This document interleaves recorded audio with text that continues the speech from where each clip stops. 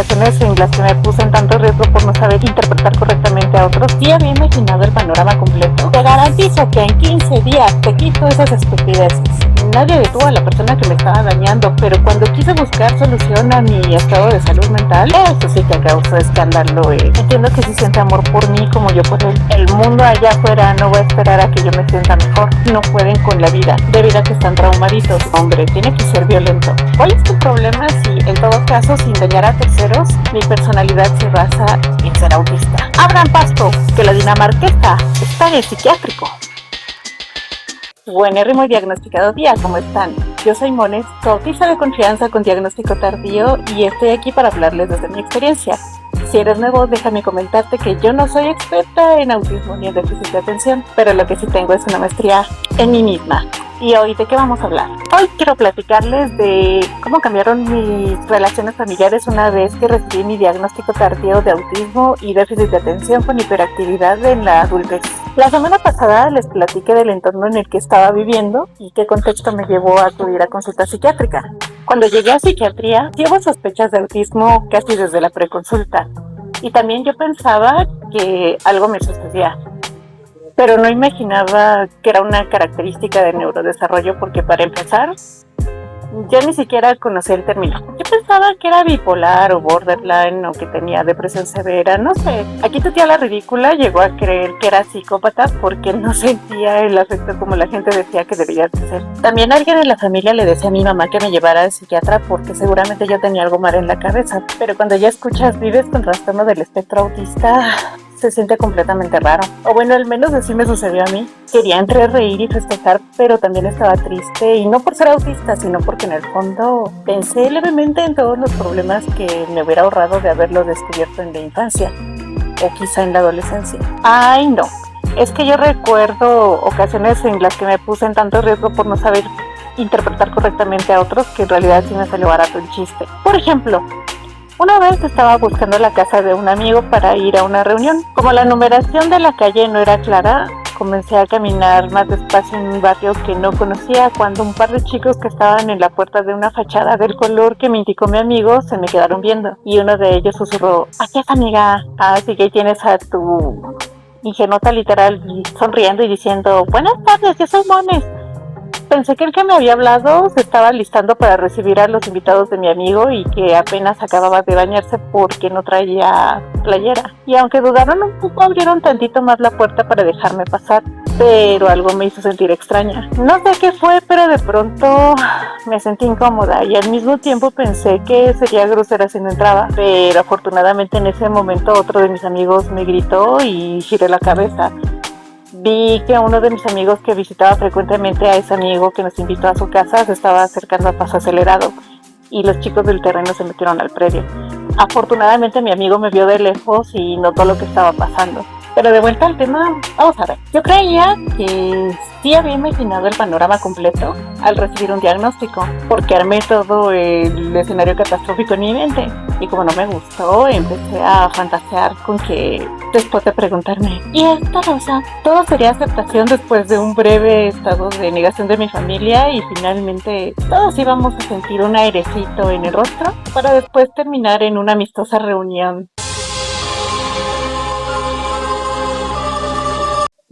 Pero pues me equivoqué.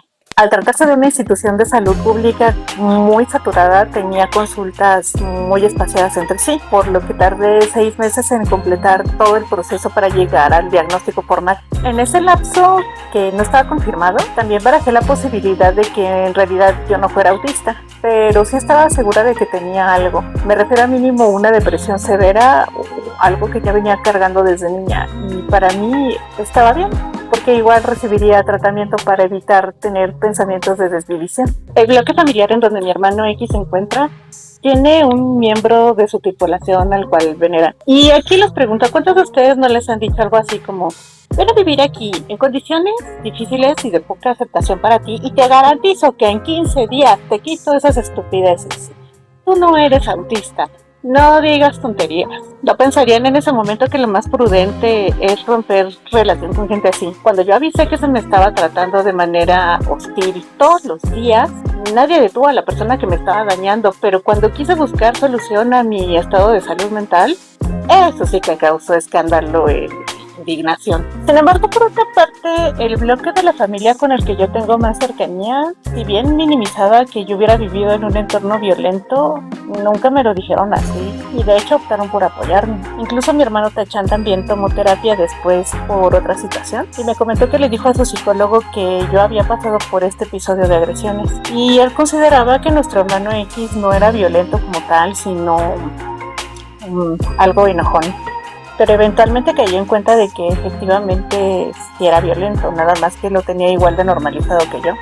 En algún momento la trabajadora social de psiquiatría me comentó que sí estaba viviendo en un ambiente muy hostil y en cierta forma yo necesitaba que alguien ajeno a la familia reconociera esto porque estuve muy rejega a aceptar que realmente había vivido bajo un ambiente hostil. Es curioso saber que a veces normalizamos un entorno violento a tal grado que ya nos distinguimos que vivimos en él.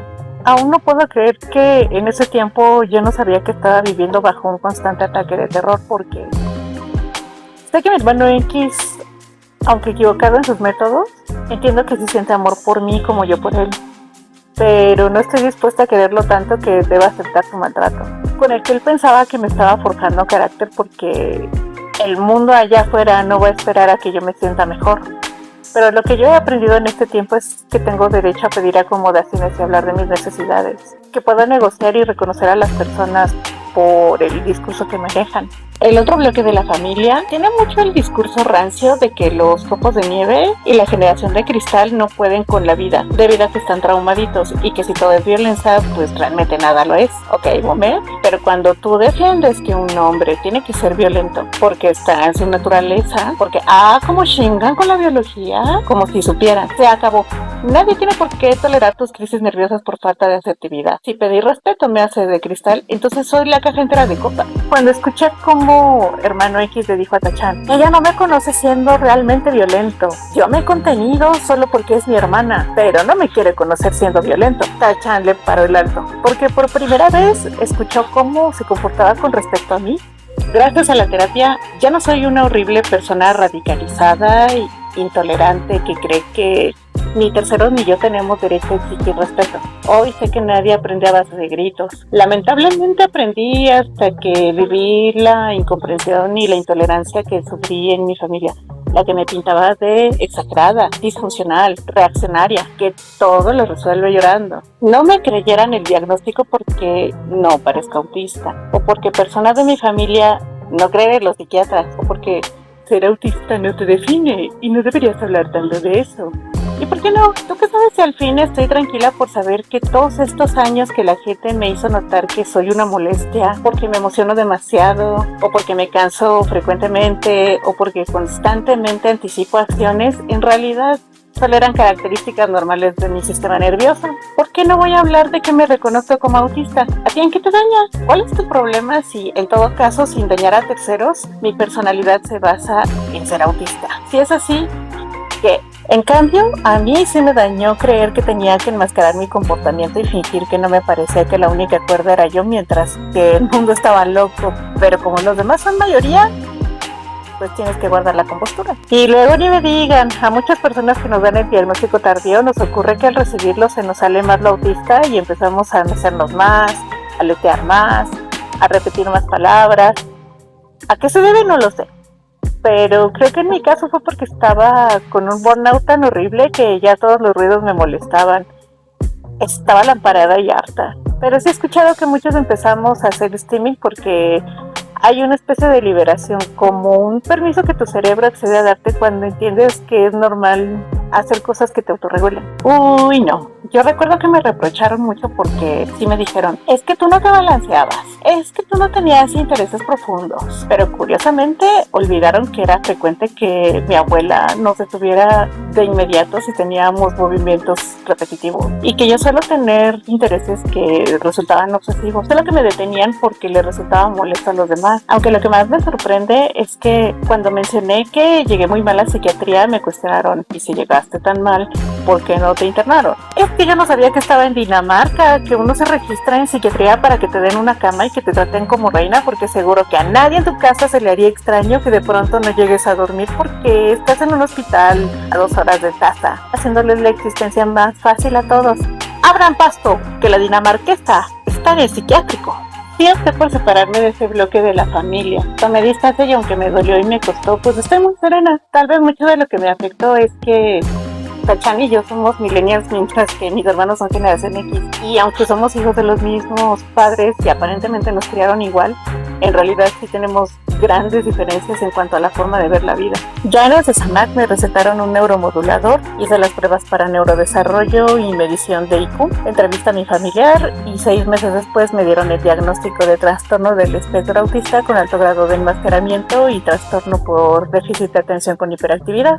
Una vez ahí, vi la luz al final del túnel y honestamente sí quise subirme a un pedestal de que yo no iba a ser como todos esos adultos con diagnóstico tardío que se lamentan porque no obtuvieron uno a tiempo y es que pudieron haber tenido una vida mucho mejor. Pero ahí tienes a tu ridícula pensando: no, yo no voy a ser una malagradecida. Al fin sé porque siempre me sentí fuera de lugar y porque los demás parece que hablaban en código y eso ya es un motivo para que yo me sienta feliz.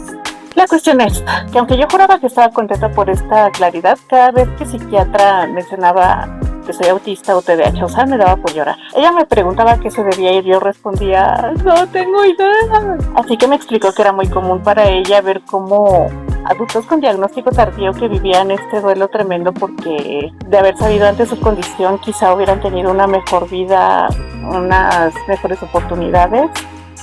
Pues eran motivo para que yo estuviera así, pero yo le decía que yo no pensaba eso.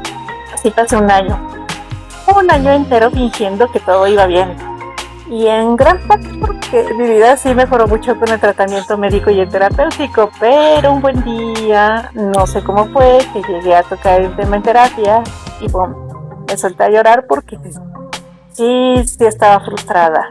Porque de repente llegó esa gigantesca bola de pensamientos que decían: pudiste haber sido exitosa, pudiste haber sido feliz, pudiste haber estado sana y cantar en el Super Bowl, ganar un Oscar, subir al Everest. Pero no te diste cuenta desde antes de que algo estaba mal.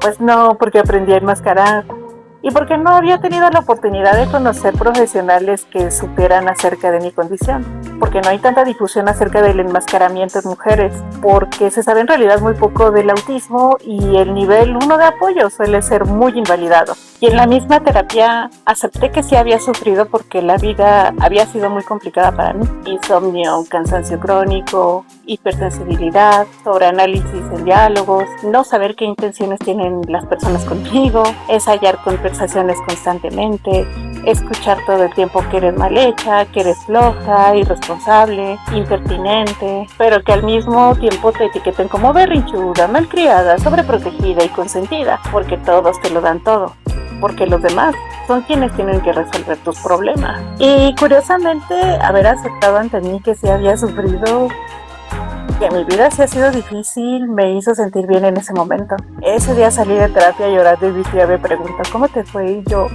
excelente, sufrí muchísimo. Bueno, es que también el psicólogo me dijo que estaba bien admitirlo, pero que no debía quedarme estacionada ahí, sino verlo como algo que sucedió y que ya está cambiando. La verdad es que al día siguiente ya había olvidado que había sufrido mucho, pero curiosamente estuve muy contenta toda esa semana. Era como si hubiera soltado un terrible peso que venía ya desde hace mucho tiempo. A la fecha es muy común toparme con personas que devalúan mi diagnóstico diciendo cosas como: todos somos un poco autistas, o que realmente yo no lo soy, que ahora todos tenemos algo en la cabeza, etc. Pero es que para mí saber esto es como cuando la gente se convierte al cristianismo y todo su primer año de conversión no les para el hocico hablando de Dios. Igual, al inicio le decía a este señor que me traía el garrafón de agua: es que soy autista, voy a cruzar la calle, permiso, soy autista, voy a ver a Washigo que soy autista. De un tiempo para acá ya no lo hablo tanto con personas de mi entorno, porque ya todos lo saben. Pero ahora lo platico ante muchos desconocidos en YouTube. Pero pues sí, yo he elegido hablar desde mi experiencia para que más personas conozcan un poco más al respecto y quién sabe, igual y un día les ayudó ver a su tía loquita hablarle a la cámara.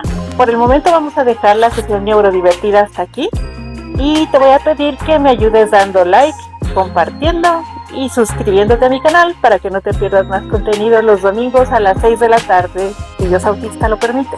Recuerda que yo soy tu tía Mones, tu autista de confianza con diagnóstico tardío y que este puede ser uno de tus lugares seguros. Nos vemos pronto. Bye bye. Pero lo que sí tengo es una maestría en mí misma.